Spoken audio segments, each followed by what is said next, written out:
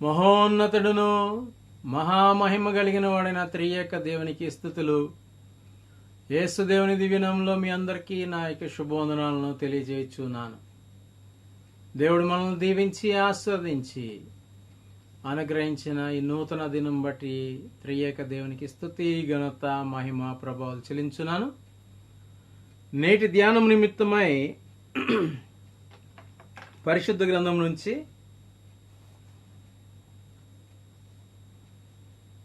యెషయా గ్రంథము 61వ అధ్యాయము 6వ వచనం నుంచి చదువుచున్నాను.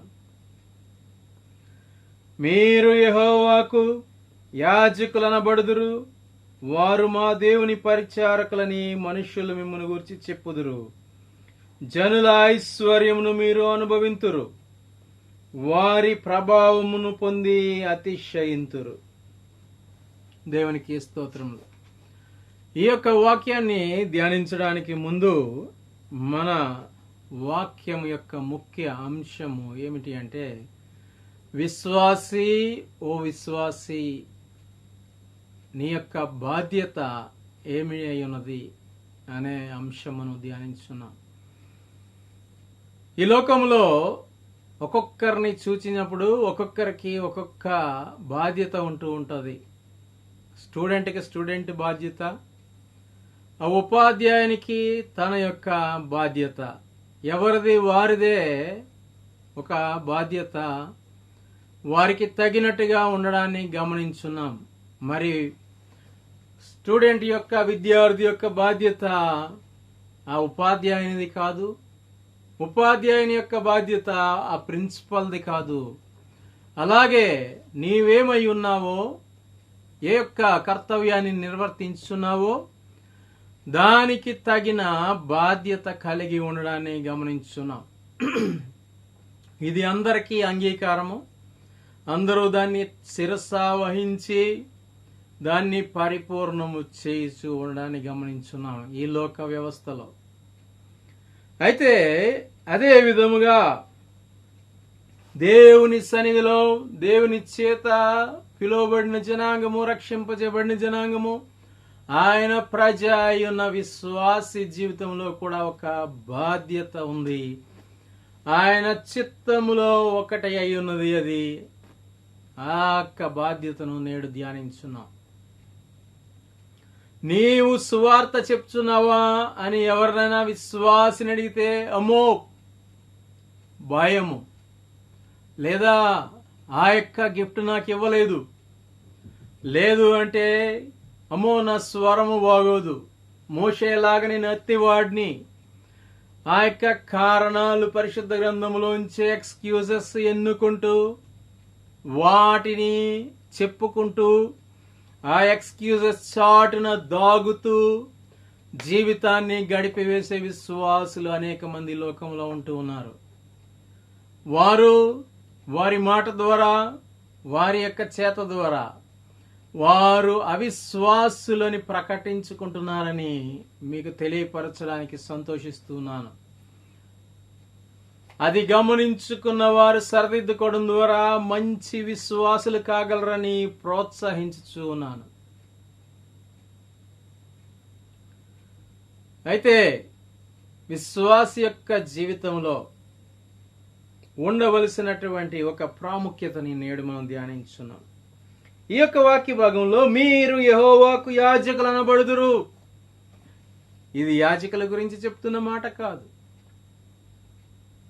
ఆ కాలంలో అహరోను వంశీయుల గురించి చెప్తున్నటువంటి మాట కాదు, ఆ లేవీయుల గురించి చెప్తున్నటువంటి మాట కాదు. ఇది ప్రజల గురించి చెప్తున్న మాట. ఆయన ఏర్పరచుకున్న ప్రజలతో మాట్లాడుతున్న మాట. పరిశుద్ధ గ్రంథం నుండి యెషయా గ్రంథం 61వ అధ్యాయంలో ఈ మాటను చూస్తున్నాం. ప్రభువు యెహోవా ఆత్మ నా మీదకి వచ్చి ఉన్నది, దీనులకు సువార్త ప్రకటించుటకు అని అక్కడ చెప్తున్నప్పుడు యేసు దేవుని గురించి ప్రవచన వాక్యాలుగా చెప్పబడుతూ ఈ యొక్క మాటని యేసు దేవుడు కూడా చదివినట్లుగా ఆ పత్రికను తీసి ఆ యొక్క సంఘములో చదువుచు ఉన్నప్పుడు సమాజ మందిరములో ఆ యొక్క మాటను చదివినట్లుగా మీ వినికిడిలో ఈ యొక్క మాటలు నెరవేరినవి అని చెప్పిన భాగంలో కూడా మనము ఆయన గురించి చెప్పబడినటువంటి ప్రవచన వాక్యాలను వింటూ ఉంటాం, చూస్తూ ఉంటాం. అయితే ఇలా చెప్పబడిన తర్వాత 3వ వచనంలో, సియోనులో దుఃఖించున్న వారికి ఉల్లాస వస్త్రం ధరింపజేయటకు ఆయన ఏర్పరిచిన ప్రజల గురించి అన్ని వచనాలు చెప్పుతూ, అన్యజనులు నిలవబడి మీ మందను మేపెదరు, పరదేశులు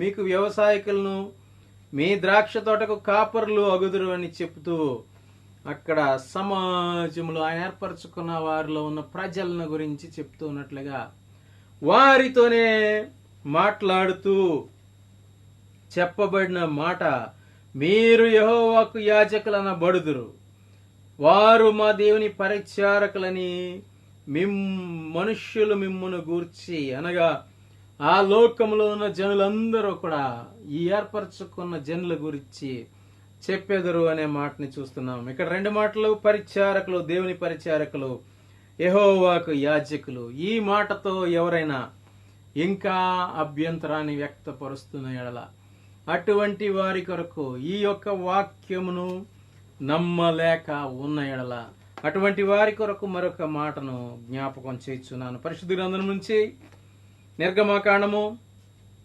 19వ అధ్యాయము 4వ వచనములో దేవుడు స్వయాన ఐగుప్తులో నుంచి తోడుకొని వచ్చిన వారందరినీ గూర్చి చెప్తున్న మాట. ఐగుప్తులో నుంచి కేవలం లేవీయులను తోడుకొని రాలేదు, కేవలం మోషే అహరోనులను తోడుకొని రాలేదు. వారు యాజకులుగా ఉన్నారు కాబట్టి యాజకుల గురించి చెప్తున్న మాట కాదు. సర్వ మానవాళి, ఐగుప్తులోంచి అడుగు బయట పెట్టిన ప్రతి దేవుని ప్రజ గురించి చెప్తున్న మాట. నేను ఐగుప్తీయులకు ఏమి చేసితనో మిమ్మును గద్దరెక్కల మీద మోసి నా యొద్దకు మిమ్మును నేనెట్లు చేర్చుకుంటున్నావు మీరు చూచితిరి.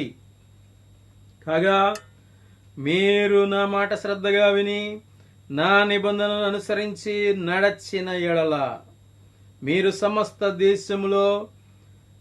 దేశ జనులలో నాకు స్వకీయ సంపాద్యమగుదురు. సమస్త భూమియు నాదే గదా, మీరు నాకు యాజక రూపమైన రాజ్యముగాను పరిశుద్ధమైన జనముగాను ఉందురని చెప్పాను. యాజక రూపమైన రాజ్యముగాను, మీరు నాకు యాజక రూపమైన జనముగాను ఉందురు. యాజకుని బాధ్యత ఆ యొక్క అతి పరిశుద్ధ స్థలంలోనికి వెళ్ళి ఆ ఒత్తెను సరిదిద్ది నిత్యము ఆయన సన్నిధిలో వెలుగుండులాగన చూచి రావడం మాత్రమేనా? సర్వ మానవాళికి ఆయన నామాన్ని, ఆయన మహిమను ప్రచురపరచడమా అని ఆలోచన చేస్తే ఆనాడైనా ఈనాడైనా సర్వ మానవాళికి బుద్ధి చెప్పుట, సరిదిద్దుట, దేవుని యొక్క మాటలను తెలియపరచుట, ప్రవక్త అయినా యాజకుడైనా ఈ యొక్క 2 వాక్యపు వెలుగుల్లో ఆయన ఏర్పరచుకున్న ప్రజలైన ఆయన నామాన్ని మహిమ కలుగునట్లుగా ఆయన నామాన్ని ప్రకటించాలి. ఆయన గురించి నీకు తెలిసిన అనుభవంలోంచి నువ్వు ఆయన నామాన్ని మహిమపరచాలి. 1 పేతురు పత్రిక 2వ అధ్యాయము 9వ వచనంలో చూసినట్లయితే, మిమ్మును చీకటిలో నుండి ఆశ్చర్యకరమైన తన వెలుగులోనికి పిలిచిన వాని గుణాతిశయములను ప్రచురపరచు నిమిత్తము అనే చూస్తున్నాం. ప్రచురపరచు నిమిత్తము ఏ విధంగా ఆయన ఏర్పరచుకున్నారో చూస్తూ ఉన్నాం. కాబట్టి ఇందులోంచి మనం చూసేది ప్రచురపరచాలి.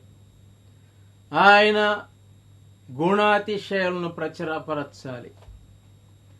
ఆయన నామానికి మహిమ తీసుకొని రావాలి. ఇది ప్రతి ఒక్క విశ్వాసి యొక్క బాధ్యత అని చూస్తున్నాం.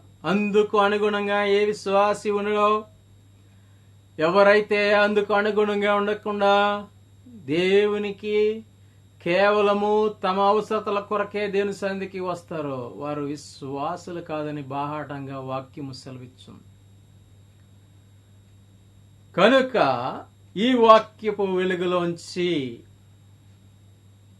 ఇంతకు మునుపు చూసిన ఈ అన్ని వివరాల్లోంచి ఒక విశ్వాసి యొక్క బాధ్యతను చూచినట్లయితే ఆయన నామాన్ని మహిమపరచాలి, ఆయన నామాన్ని చాటి చెప్పాలి అనే విషయాన్ని చూస్తున్నాం. అయితే విశ్వాసి మరి యాజకుని లేదా దేవుని దాసుని అవసరత ఏముంది? మేమే దాసులమని తలంచి విర్రవీగరాదు.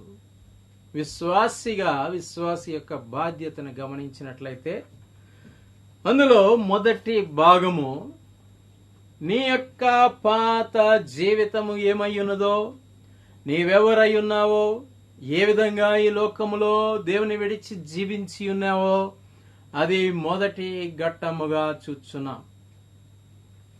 కొంతమంది అది చెప్పడానికి ఇష్టపడని ఎడల అది సెన్సార్ కట్, మీరు విడిచిపెట్టవచ్చు. కానీ పరిశుద్ధాత్మ దేవుడు మిమ్మల్ని ప్రేరేపించి మీకు ఏ ఒక్కరికి ఎటువంటి అవసరత ఉందో తెలియబరుచున్నప్పుడు, అటువంటి వారితో మాట్లాడుతున్నప్పుడు దేవుడు మీ యొక్క హృదయములు ప్రేరేపించగా దానిని ఎవరు ఆపలేరు.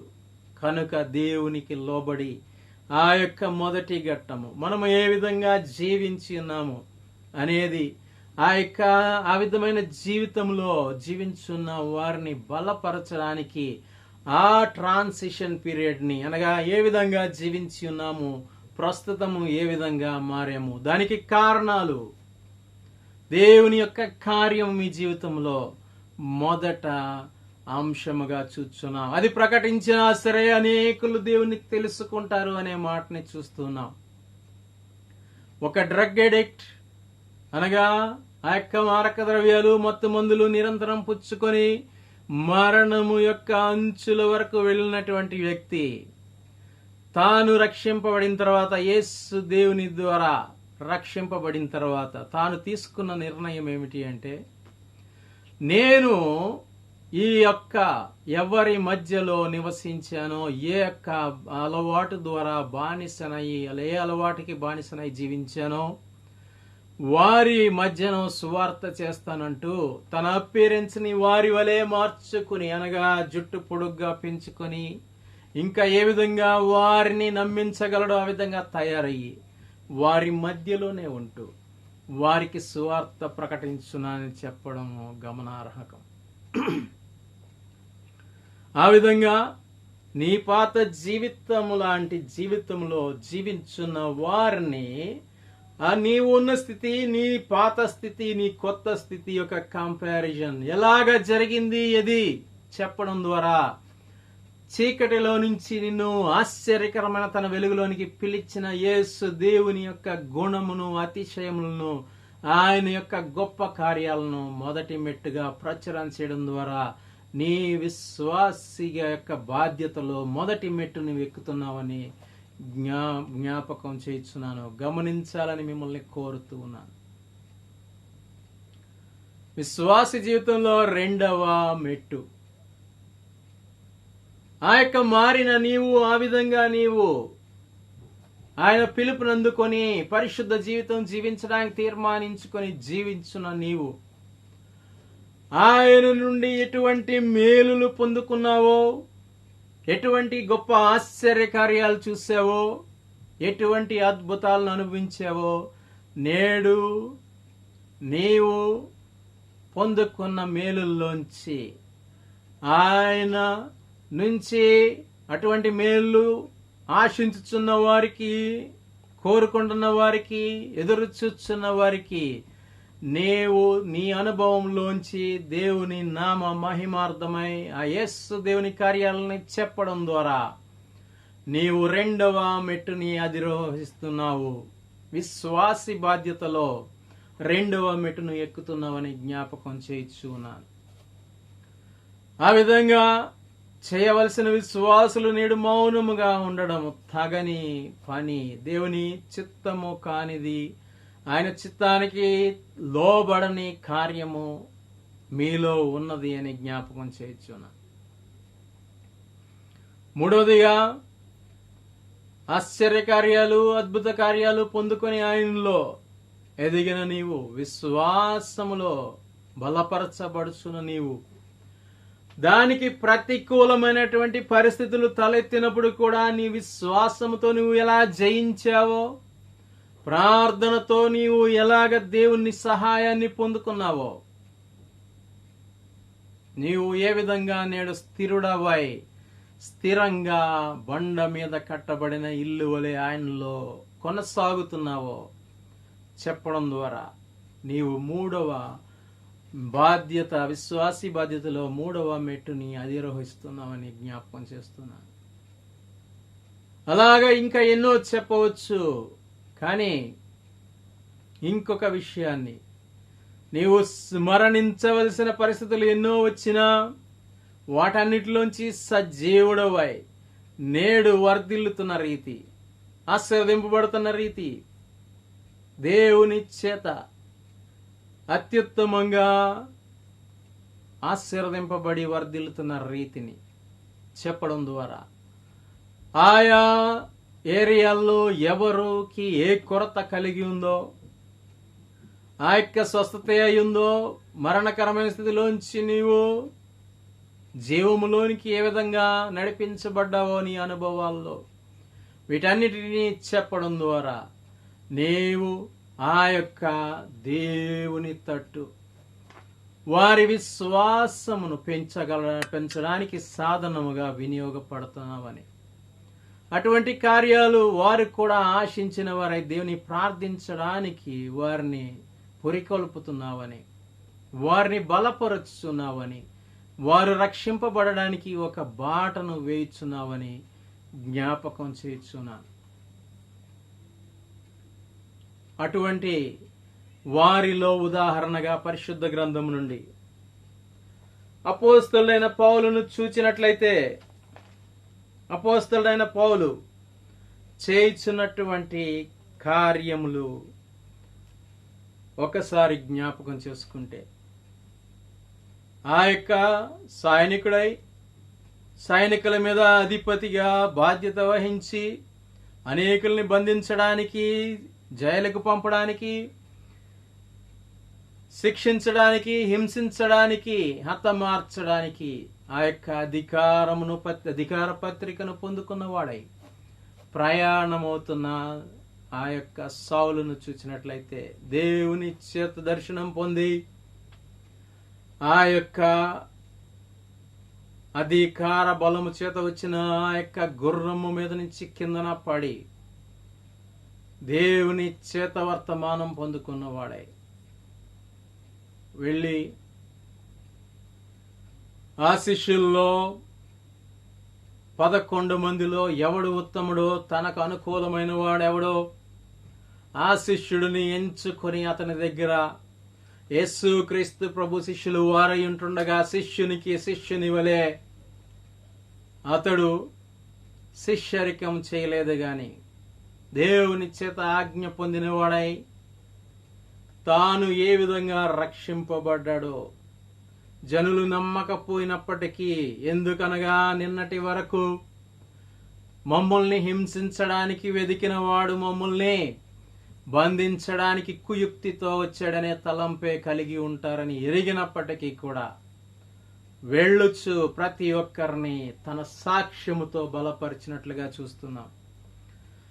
అంత మాత్రమే కాకుండా తన సువార్త పర్యటనలన్నీ ముగించుకొని చివరిగా పరిశుద్ధాత్మ చేత నడిపింపగలిగిన వాడే దేవుని చేత వాగ్దానం పొందుకొని ఆ యొక్క అపోస్తల కార్యం 22వ అధ్యాయంలో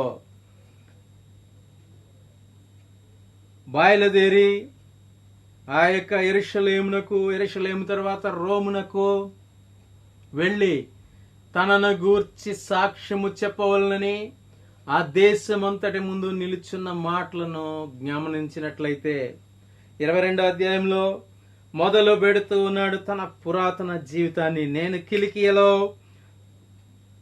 కిలికియలోని తార్సులో పుట్టిన యూదుడను, అయితే గమలీయేలు పాదముల యొద్ద ధర్మశాస్త్రమును నిష్టగా శిక్షణ నేర్చుకున్నవాడను, దేవుని యందు ఆసక్తి గలవాడను.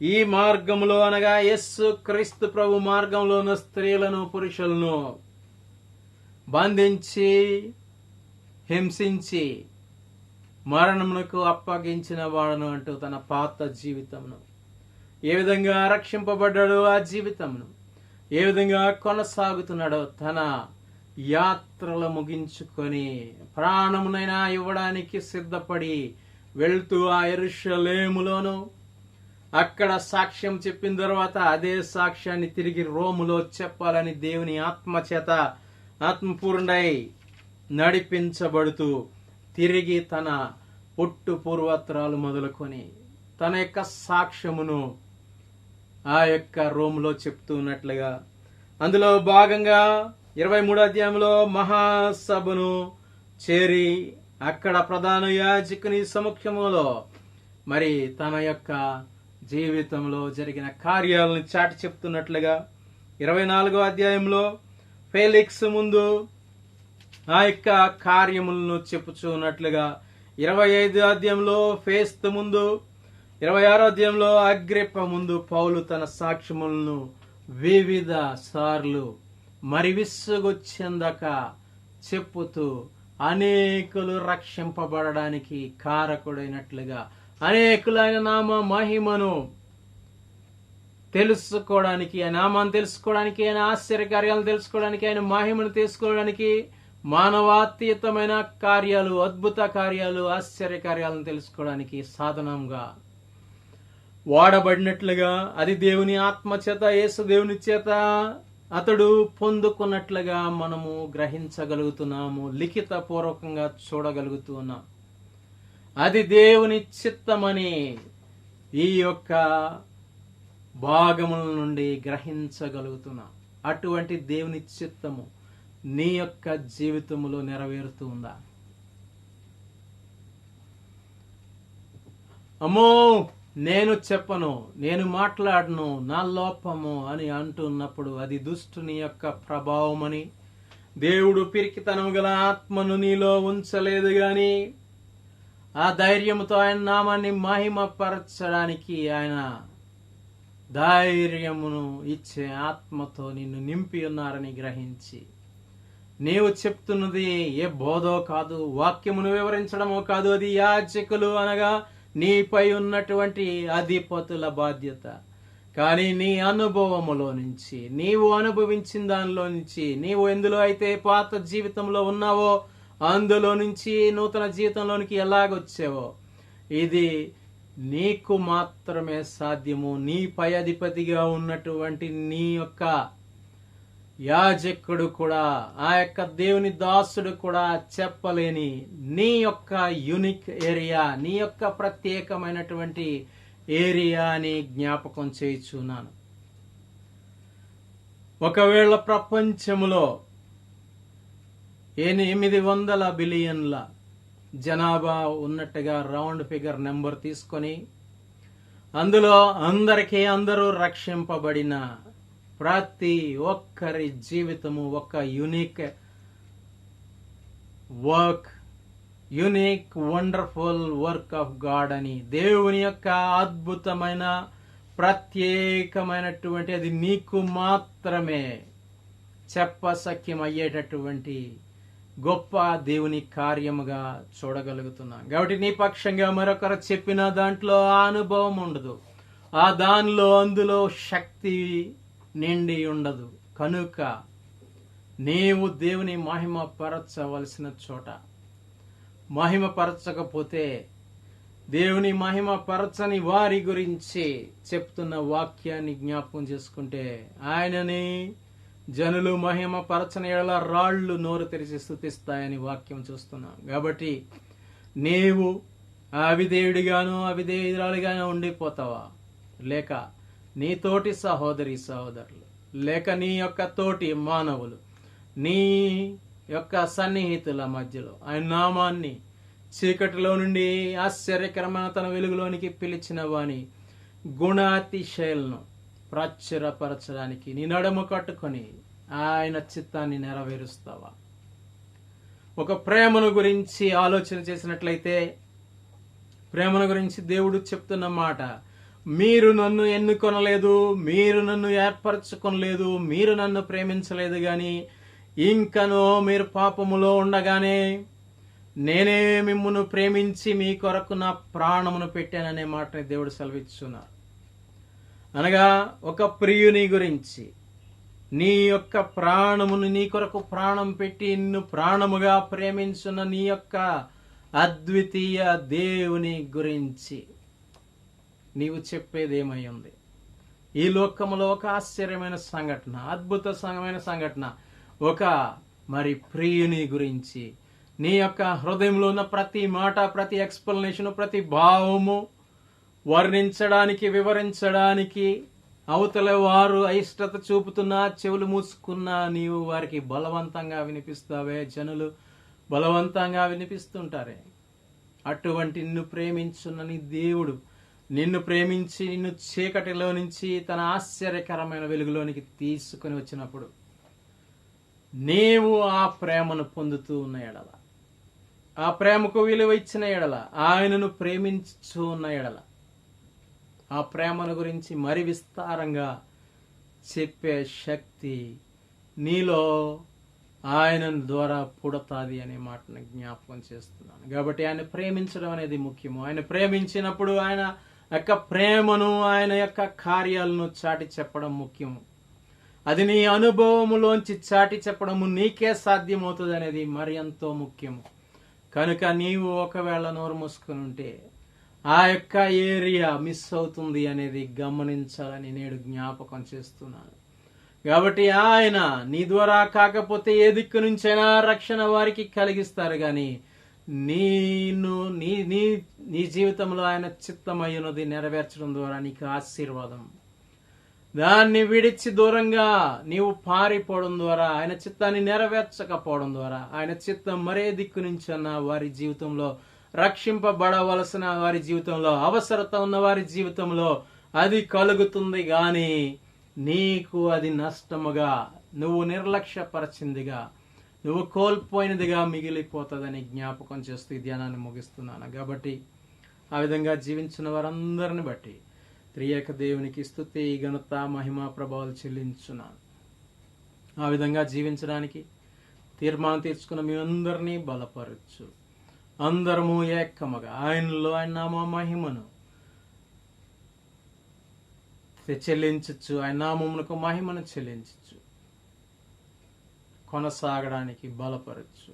ఆ విధంగా ఉన్న వారిని అందరినీ, ఆ విధంగా జీవించడానికి తీర్మానం తీసుకున్న వారిని, ఆయన దాసులను, ఆయన భక్తులను, ఆయన దాసులకు దేవుడు అనుగ్రహించినటువంటి సేవా పరిచర్యలను దేవుడు బహుగా దీవించి ఆశీర్వదించి వర్ధిల్ల చేయనుగాక. ఆమేన్, ఆమేన్, ఆమేన్.